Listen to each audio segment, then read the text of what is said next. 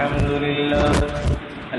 لله وحده والصلاة والسلام على من لا نبي بعده. أما بعد قال الله تعالى: وإذ قال إبراهيم رب اجعل هذا البلد آمنا واجنبني وبني أن نعبد الأصنام. صدق الله مولانا العظيم وبلغنا رسوله النبي الكريم ونحن على ذلك من الشاهدين والشاكرين والحمد لله رب العالمين.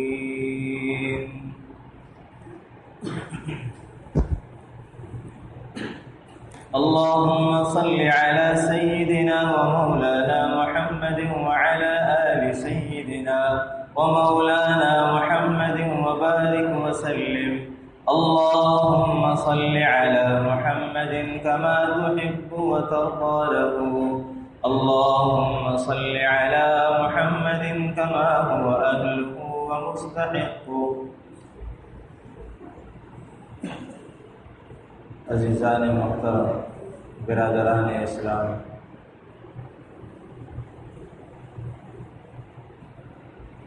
ایک فطری عمل ہے، فطرتی چیز ہے کہ انسان جہاں رہتا ہے اس کو اپنی جگہ سے محبت ہو جاتی ہے. انسان بھی نہیں بلکہ تمام حیوانات، چرند پرند جہاں جہاں رہتے ہیں اپنے گھونسلوں میں، اپنے ٹھکانوں میں، ان کو اس سے بڑی محبت ہوتی ہے.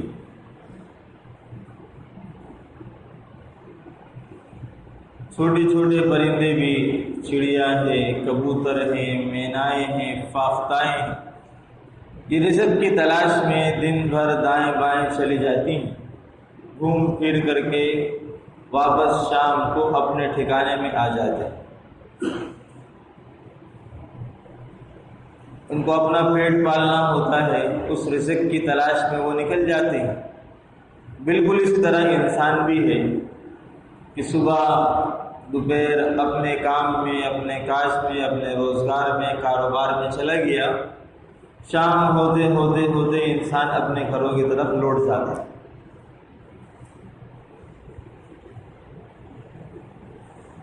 انسان کے گھر کا پالتو کتا جو گھر کی حفاظت کے لیے رکھا ہو اور دشمن کو دیکھ کر کے وہ بھونکتا ہو، وہ کتا بھی دائیں بائیں نکل جاتا ہے کبھی، اور کئی مکانات سے نکل کے دور بھی چلا جاتا ہے،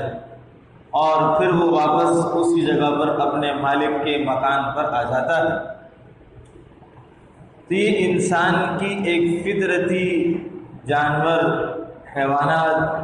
یہ ایک فطرتی عمل ہے، ایک فطرتی محبت ہے. جہاں اس نے رہنا ہے اس جگہ سے اس کا لگاؤ ہے، محبت ہے. تمام جگہوں کو چھوڑ کر کے وہ اسی جگہ پر، اپنی جگہ پر آ جاتا ہے. اور اس کی ایک زندہ مثال یہ ہے کہ جس طرح ہمارا علاقہ ہے اور یہاں پر ایسے لوگ بھی رہتے ہیں جن کو اللہ نے مالی حیثیت سے بہت فراوانی عطا فرمائی ہے، ان کی حیثیت بھی اچھی ہے، ان کا روزگار، کام کاج بھی اچھا ہے. وہ اس سے ویل سیٹل علاقوں کے اندر، اچھے علاقوں میں جا کر کے آباد ہو سکتے ہیں، اچھی جگہ، پرسکون ماحول والے علاقوں میں بھی جا کر کے رہ سکتے ہیں. مگر چونکہ وہ بچپن سے یہاں پلے بڑے ہیں تو اس بنیاد پر ان کو اپنے اس علاقے سے، اپنی اس بستی سے، اپنے اس مسکن سے ان کو ایک محبت ہے جس کی خاطر وہ اپنا علاقہ نہیں چھوڑتے. انسان کی ایک فطرتی محبت ہے، جہاں وہ رہتا ہے اس کو اس جگہ سے محبت ہوتی ہے. چونٹیاں بھی اپنے بلوں سے محبت کرتی ہیں، وہ بھی اس جگہ پر پہنچ جاتی ہیں. تو انسان کے دل میں تو اپنے علاقے، اپنے وطن، اپنے جگہ سے محبت ہونی تو لازمی ہے. اور یہی وجہ ہے کہ ہم اس فطرتی اور قدرتی محبت کی وجہ سے ہم اپنے وطن عزیز پاکستان سے بھی محبت کرتے ہیں، اور ہر انسان جو یہاں رہ رہا ہے اس کو اپنے وطن سے محبت ہونی بھی چاہیے، یہ اس کا اخلاقی اور فطرتی تقاضا بھی ہے۔ اور وطن کی محبت انسان کو اس وقت سمجھ میں آتی ہے جب وہ اپنے ملک سے کہیں باہر چلا جائے اور پردیس میں ہو اور وہاں پر کئی ملکوں کے جھنڈے لگے ہوں، اور جب وہاں اپنے ملک کے جھنڈے پر نظر پڑتی ہے تو انسان کی خوشی کا عالم دیدنی ہوتا ہے کہ ہاں میرے ملک کا جھنڈا بھی لگا ہو۔ بہت سے لوگ اس کو جا کر کے اس ڈنڈے کو چوم لیتے ہیں جس میں اس کے ملک کا جھنڈا لگا ہو۔ یہ وطن سے محبت کا ایک قدرتی فطرتی تقاضا ہے جو انسان اس کو اپنے جذبات کو قابو میں نہیں رکھ سکتا۔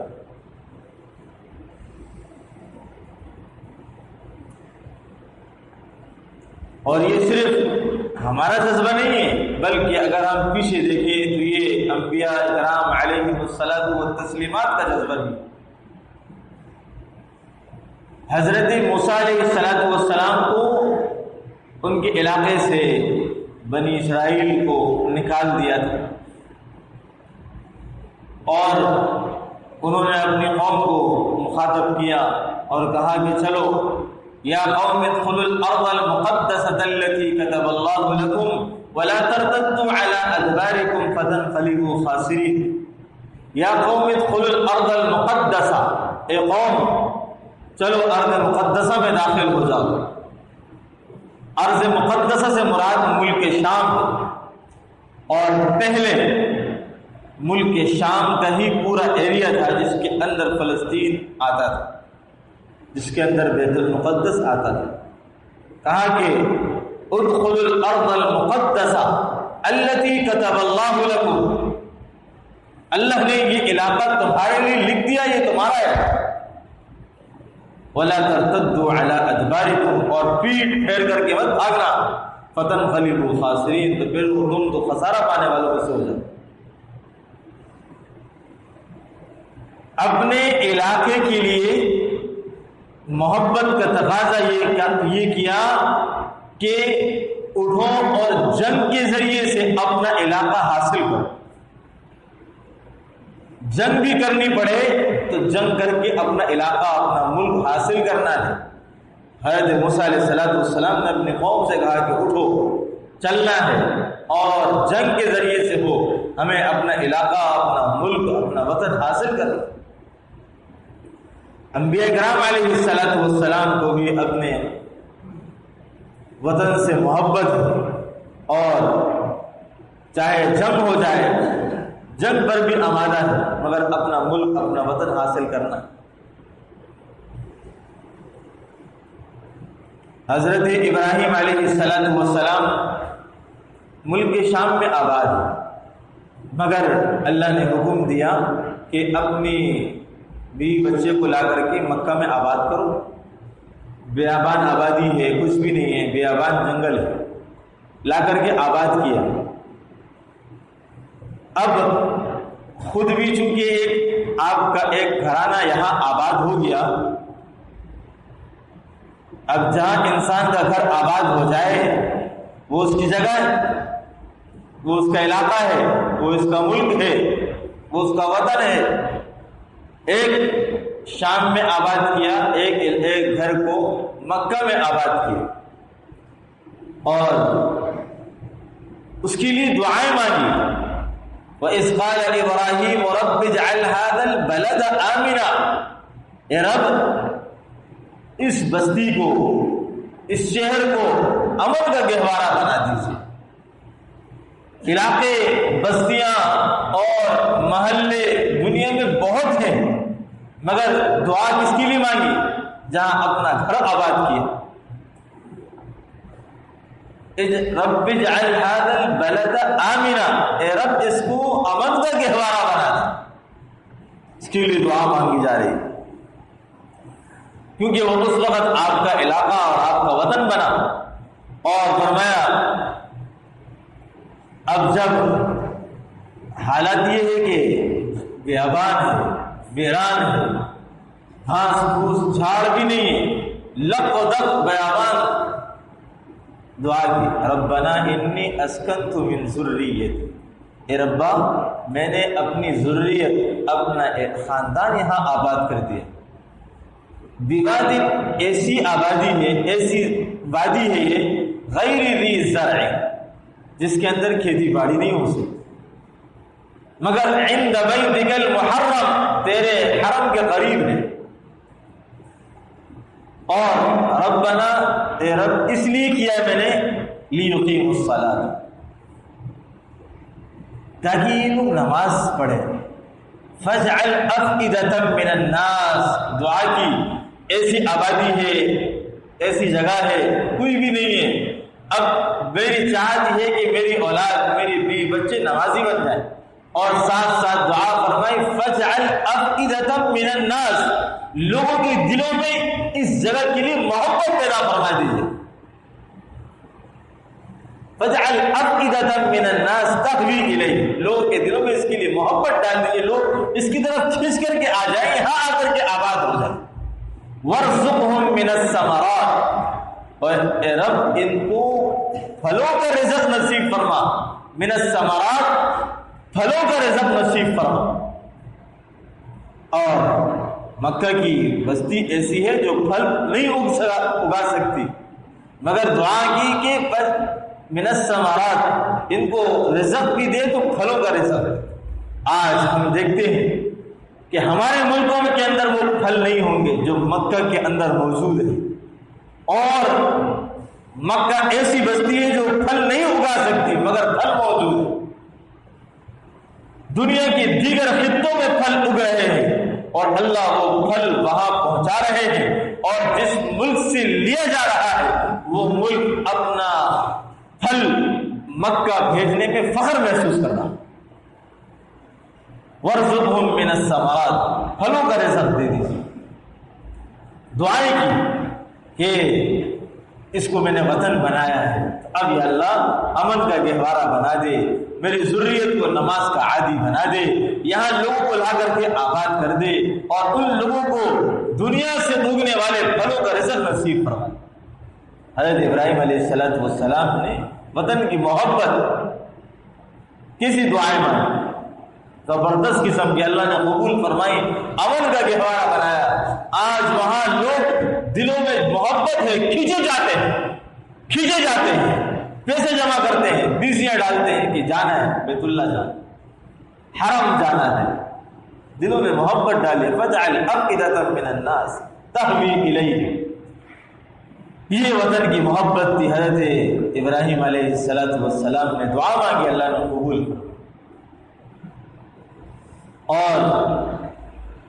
قرآن کریم میں ایک آیت ہے، قل ان کان آباؤکم وابناؤکم واخوانکم وازواجکم وعشیرتکم واموال اقترفتموها وتجارة تخشون کسادها ومساکن ترضونها،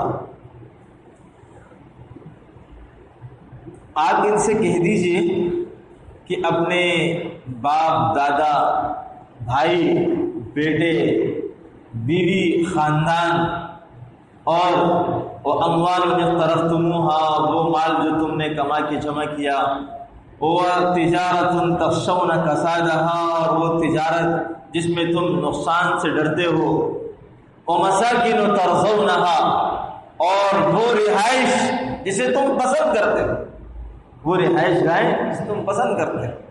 مفسرین نے اس کی تفسیر یہ بھی کی ہے، وہ وطن جہاں جس سے تم محبت رکھتے ہیں، احب الیکم من اللہ ورسولہ وجہاد فی سبیلہ فتربصوا حتی یأتی اللہ بامرہ، فرمایا کہ اگر ان تمام چیزوں کی محبت اللہ اور اس کے رسول سے اور جہاد سے زیادہ ہو گئی تو فتربصوا حتی یأتی اللہ بامرہ، تو پھر انتظار کرو کہ اللہ کا عذاب آ جائے۔ ہاں بات جو سمجھانے کی ہے وہ یہ ہے کہ عنوان تو مضمون تو یہ ہے کہ ان تمام چیزوں کی محبت کم ہونی چاہیے اور اللہ اور اس کے رسول کی اور اس کے حکم جہاد کی اہمیت زیادہ ہونی چاہیے، محبت زیادہ ہونی چاہیے۔ اگر یہ نہ ہوا تو پھر فرماتے ہیں کہ فَتَرَبَّصُوا حَتَّىٰ يَأْتِيَ اللَّهُ بِأَمْرِهِ، اللہ کے عذاب کا انتظار کریں۔ مگر بات جو سمجھانے کی ہے وہ یہ ہے کہ یہاں اللہ نے بتایا ہے، اس آیت میں یہ بتایا گیا ہے کہ یہ تمام چیزیں ان تمام چیزوں کی محبت انسان کے دل میں ہوتی ہے۔ ان تمام چیزوں کی محبت کا انسان کے دل میں ہونا یہ کوئی بری بات نہیں ہے، کوئی گناہ نہیں ہے، کوئی قباحت نہیں ہے، کوئی برائی نہیں ہے۔ تو مطلب یہ ہوا کہ انسان کے دل میں فطرتی چیز ہے، جس طرح باپ دادا کی، بیٹوں کی بیٹیوں کی، بیوی بچوں کی، خاندان کی محبت انسان کے دل میں ہوتی ہے، اس طرح انسان کے وطن کی محبت بھی انسان کے دل میں ہوتی ہے۔ تو اور یہ ہونی چاہیے، یہ کوئی قباحت نہیں ہے، اس کے اندر کوئی برائی نہیں ہے۔ اور ساتھ ساتھ یہ بھی فرما دیا کہ محبت اتنی ہو جتنا اس کا حق ہے، اس سے بڑھ کر کے نہ ہو کہ ماں باپ کی محبت میں، بیوی کی محبت میں وہ کچھ کر رہا ہے جو شریعت میں منع ہے، وطن کی محبت میں وہ کچھ کر رہا ہے جس کو اللہ اور اس کے رسول نے منع کیا۔ یہ تو قبیح ہے نا، یہ تو برائی ہے، یہ تو غلط ہے، ایسا نہیں کرنا ہے۔ ہاں، ان کی محبت کا ہونا اپنی جگہ پر، مگر اللہ اور اس کے رسول کی محبت کا ہونا اپنی جگہ پر، اللہ کے احکامات کی محبت کا ہونا اس سے بڑھ کر یہ ضروری ہے۔ اور فرمایا کہ جو لوگ کسی کو اپنے وطن سے ناحق نکالے تو ان کو اللہ نے اجازت دی ہے کہ تم ان سے اپنے دفاع میں جنگ کرو۔ اذن للذین یقاتلون بانہم ظلموا وان اللہ علی نصرہم لقدیر، اللہ نے اجازت دی ہے کہ جو لوگ تم سے قتال کر رہے ہیں اس بات پر کہ تمہیں الذین اخرجوا من دیارہم بغیر حق، تمہیں ناحق طریقے پر تمہیں اپنی جگہ سے، اپنے علاقے سے، اپنے ملک سے نکال لیں، الا ان یقولوا ربنا اللہ، اور ان کا مقصد کیا ہے کہ وہ صرف یہ کہتے ہیں کہ ہمارا رب اللہ ہے۔ اس بنیاد پر کسی کو قتل کر دینا یا اس بنیاد پر کسی کو اپنے وطن سے نکال دینا، تو اس کے لیے اللہ نے بھی اجازت دی کہ اپنے وطن کے حصول کے لیے جنگ کرنا پڑے تو جنگ کرو، اجازت ہے، اللہ نے شریعت میں اجازت دی۔ اور یہ تو 5 آیات تھی جن سے وطن، جگہ، علاقے کی محبت اور انبیاء اکرام علیہم الصلاۃ والتسلیمات سے ثابت ہوئی۔ احادیث مبارکہ سے بھی اس کا ثبوت ملتا ہے۔ آپ علیہ الصلاۃ والسلام غار حرا میں عبادت کیا کرتے تھے، اور جب آپ کو پہلی وحی نازل ہوئی اور حضرت جبریل علیہ الصلاۃ والسلام تشریف لائے اور آپ نے آپ سے کہا کہ اقرا، پڑھیے، تو اللہ کے رسول نے فرمایا ما انا بقاری، میں پڑھا ہوا نہیں۔ جب 3 دفعہ یہ کہا اقرا، اللہ کے رسول نے فرمایا ما انا بقاری، تو حضرت جبریل علیہ الصلاۃ والسلام نے آپ کو پکڑا، سینے سے لگایا اور دبایا، 1 دفعہ، 2 دفعہ، 3 دفعہ دبایا اور چھوڑ دیا، پھر فرمایا اقرا، تو اللہ کے رسول نے پڑھا اقرا بسم ربک الذی خلق، خلق الانسان من علق، الذی علم بالقلم تک پڑھایا۔ اللہ کے رسول تشریف لائے، ڈرے ہوئے، گھبرائے ہوئے، سہمے ہوئے، اور طبیعت کی خرابی کی آثار نمایاں ہو گئے، اور جیسے ہی گھر پہ آئے حضرت خدیجہ الکبریٰ رضی اللہ تعالی عنہا کو سارا واقعہ سنایا اور فرمایا کہ زملونی زملونی، مجھے کمبل اڑا دو، مجھے چادر اڑا دو، سردی لگ رہی، گھبراہٹ، کپکپاہٹ جسم پہ طاری ہے۔ اور حضرت خدیجہ الکبریٰ نے آپ کو تسلیاں دی کہ آپ ایسے ہیں، آپ لوگوں کے ساتھ مدد کرنے والے، ہمدردی کرنے والے، ان کی معاونت کرنے والے اور بھوکوں کو کھانا کھلانے والے، اللہ آپ کو ضائع نہیں کریں گے۔ پھر اپنے چچا زاد بھائی یا پھوپھی زاد بھائی ورقہ ابن نوفل کے پاس لے گئے، اور ورقہ ابن نوفل آپ کے چچا زاد یا پھوپھی زاد بھائی تھے، اور تورات، زبور، انجیل تینوں کتابوں کے صحیح معنوں کے عالم تھے، اور عیسائی مذہب جو اس وقت برحق مذہب تھا، اس مذہب کے پیروکار تھے اور بڑے عالم تھے اس وقت کے۔ اللہ کے رسول نے جب اپنا سارا واقعہ ان کے سامنے بیان کیا تو پھر فرمایا کہ مجھے لگتا ہے کہ یہ وہی فرشتہ ہے جسے اللہ نے موسیٰ علیہ السلام کے پاس بھیجا تھا اور تمہارے پاس بھی اسی فرشتے کو بھیجا ہے۔ مجھے ایسا حالات سے معلوم ہو رہا ہے اللہ نے تمہیں نبی بنانے کے لیے چنا ہے، اور فرمایا کہ یہ جو قوم ہے تمہاری تمہیں جھٹلائے گی، تمہیں اذیت دے گی، اگر میں زندہ رہا تو میں تمہاری حمایت بھی کروں گا اور تمہارے اوپر ایمان بھی لاؤں گا۔ اور آخر میں فرمایا کہ یہ قوم تمہیں اپنے وطن سے بھی نکال دے گی۔ تو اللہ کے رسول نے ان باتوں پر تو کوئی تعجب نہیں کیا کہ تمہاری قوم تمہیں جھٹلائے گی اور تمہاری قوم تمہیں اذیت دے گی، اس بات پر کوئی تعجب نہیں کیا۔ جب یہ فرمایا کہ تمہاری قوم تمہیں اپنے وطن سے نکال دے گی تو اللہ کے رسول نے فرمایا او مخرجیہم، کیا مجھے اپنے وطن سے نکال دیا جائے گا؟ ہاں، حضرت ورقہ ابن نوفل نے فرمایا ہاں آپ کو اپنے وطن سے نکال دیا جائے گا۔ یہ بات سن کر کے اللہ کے رسول نے بڑا تعجب کیا کہ مجھے اپنے وطن سے نکالا جائے گا۔ جب وہ وقت آیا کہ آپ کو ہجرت کا حکم ہوا اور مدینہ مکہ کے اندر مسلمانوں کا رہنا دوبر ہو گیا تو پھر آپ علیہ السلام جب ہجرت کے لیے تشریف لے جانے لگے تو مکہ سے باہر نکلے اور مکہ کو اور بیت اللہ کو مخاطب کر کے فرمایا کہ ما اطیبکی من بلد، تو مجھے کتنا پاکیزہ شہر ہے، اور احبکی الیہ، اور مجھے تو کتنا زیادہ محبوب ہے۔ اور ساتھ ساتھ فرمایا ولولا ان قومی اخرجونی، اگر مجھے میری قوم نہ نکالتی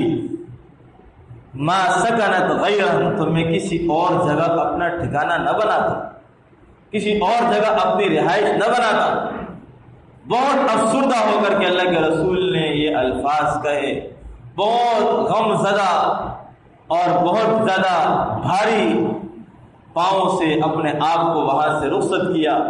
اور بار بار پیچھے مڑ کر کے دیکھتے تھے کہ یہ وہ مقام ہے جہاں میری پیدائش ہوئی، جہاں میری جوانی ہوئی اور جہاں میرے بیوی بچے ہوئے، اور آج مجھے اسی جگہ سے نکالا جا رہا صرف اس لیے کہ الا ان یقولوا ربنا اللہ، کہ میں کہتا ہوں کہ میرا رب اللہ ہے۔ ہاں، اللہ کے رسول کو بھی نکالا گیا۔ اب وہاں مدینہ جا کر کے اللہ کے رسول کی تڑپ تھی، محبت تھی مکہ کے لیے اور وہاں کے دیدار کے لیے دعائیں کرتے تھے۔ جب اللہ نے اجازت دی کہ جاؤ مکہ جا کر کے عمرہ کرو تو عمرے کے لیے آئے تو آپ کے ساتھ 1400 صحابہ آئے کہ آج ہم اپنے شہر مکہ کو دیکھیں گے، اپنے گلی کوچوں محلوں کو دیکھیں گے، اور جب وہاں پہنچے تو انہوں نے عمرہ نہیں کرنے دیے، اور پھر اگلے سال عمرہ کیا۔ ایک محبت جو جذبہ تھا جس علاقے کا، تو وہ ایک محبت انسان کے دل سے کون نکال سکتا ہے؟ پھر ایک وقت آیا کہ جب آپ مدینہ کے باسی ہو گئے، رہنے والے ہو گئے، اور آپ کو مدینہ سے محبت ہو گئی، تو احادیث میں آتا ہے کہ آپ علیہ السلام جب کسی بھی غزوات سے سفر سے واپس آتے تھے اور آپ کو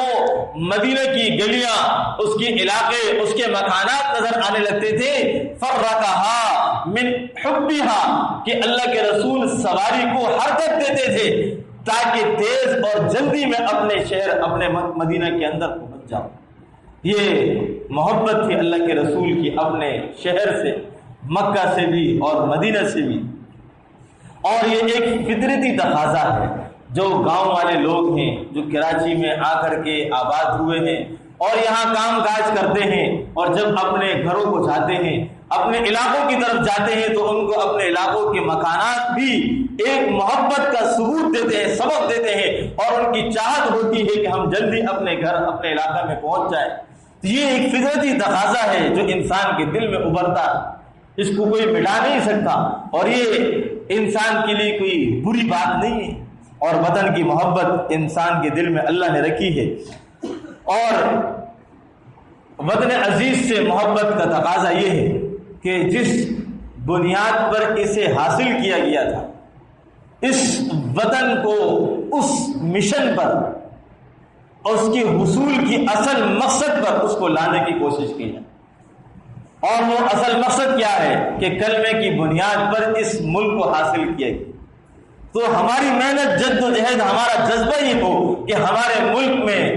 ہمارا ملک اسلامی نظام کے اوپر آ جائے، اس کی محنت ہو کہ جس مقصد کے لیے اس کو حاصل کیا گیا ہے وہ مقصد پورا ہو، اور ساتھ ساتھ اس کے لیے آپ کو معلوم ہے کہ ہزاروں نہیں بلکہ لاکھوں لوگوں نے قربانیاں دی اور لاکھوں لوگوں کا خون بہا ہے، کتنی ہماری مائیں بہنوں کی عزتیں گئی ہیں، اور کتنی عورتوں نے اپنی جانوں کے بچانے کے لیے، اپنی عزتیں بچانے کے لیے سمندروں میں کودی، کنووں میں کود کر کے، پانی کے ٹینکوں میں کود کر کے اپنی عزتوں کی حفاظت کی اس ملک کے بننے کی خاطر۔ آج ان شہیدوں کا خون ہم سے تقاضا کرتا ہے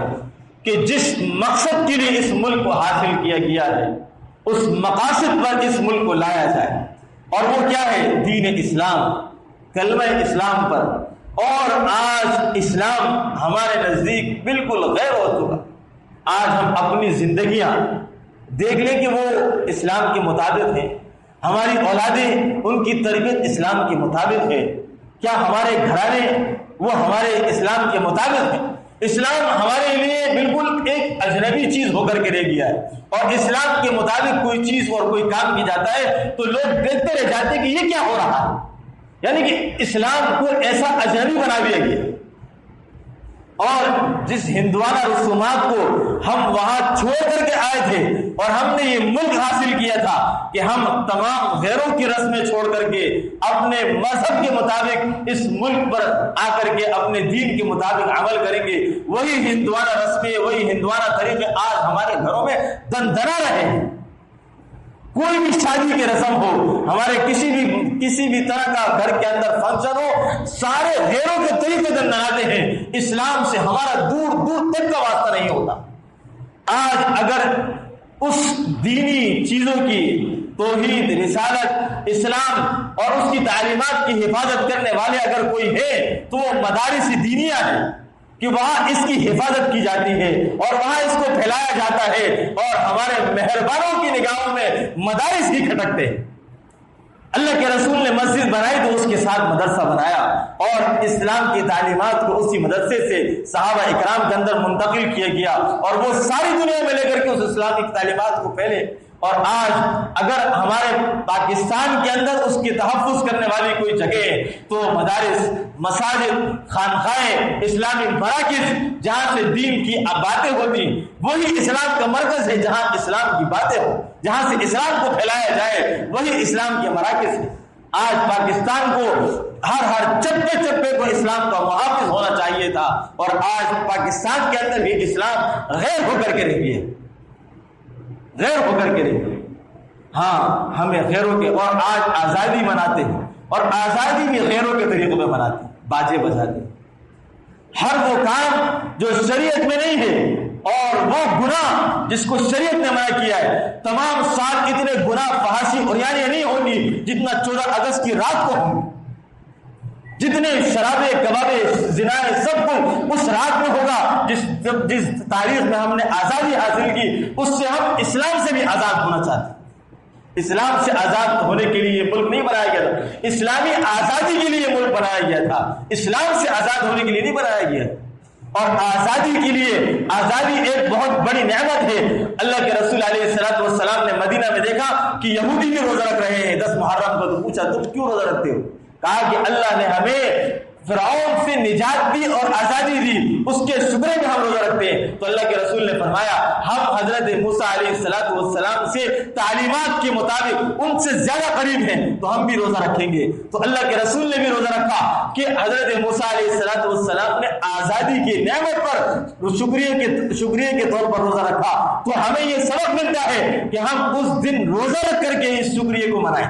اس آزادی کو منانے کا صحیح طریقہ روزہ رکھ کر کے۔ اور جب آپ علیہ السلام نے مکہ فتح کیا تو ام ہانی رضی اللہ تعالیٰ عنہ کے گھر پہ گئے. 2 رکعت اشراق کی چاشت کی پڑھی جاتی تھی. آپ نے اس دن ام ہانی کے گھر پہ 4 رکعت، بعض احادیث میں 8 رکعت شکرانے کی پڑھی.